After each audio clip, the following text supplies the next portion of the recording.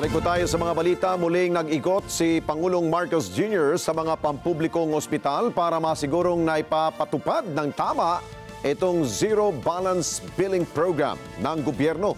Ikinatuwa naman ng Chief Executive na maayos ang pagsunod sa programa ng mga ospital na kanyang dinaluhan kung saan mahigit 2,000 ng mga pasyente ang nakikinabang dito.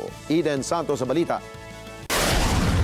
So I'm happy to be able to report that the Zero Billing Program is proceeding well. Yan ang sinabi ni Pangulong Ferdinand Marcos Jr. sa harap ng mga batiko sa implementasyon ng Zero Balance Billing Program ng kanyang administrasyon. Siyempre, sa umpisa, we have to information drive, hindi lamang sa mga ospital, kung hindi pati sa pasyente. And I think we are succeeding in that. Ang Pangulo ay personal na binisita ang mga pasyente sa East Avenue Medical Center sa Quezon City.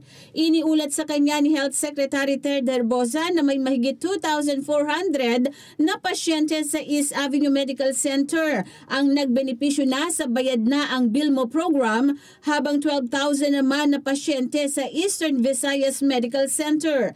Ipinapatupad ang programa sa 83 DOH hospitals at 4 na GOCC hospitals.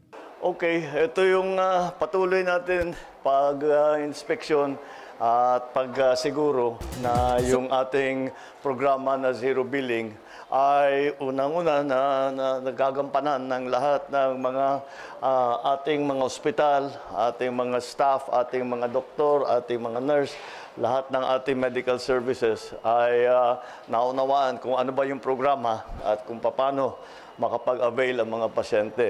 Pangalawa doon, yung mga pasyente at saka family nila, kailangan din na malaman nila na merong ganito na zero billing na. Lahat ng pinuntahan namin ay tinignan namin kung ano yung PhilHealth na kontribusyon. Siyempre, iba-iba, case to case, iba PhilHealth na kontribusyon, ano yung sa DOH. At yung kaduluduluhan, lagi naman zero billing. Hindi naman nakalimutan ng Pangulo na pasalamatan ng mga healthcare workers sa kanilang sipag at dedikasyon. Eden Santos para sa Mata ng Agila. Matatag, matapang, matapat.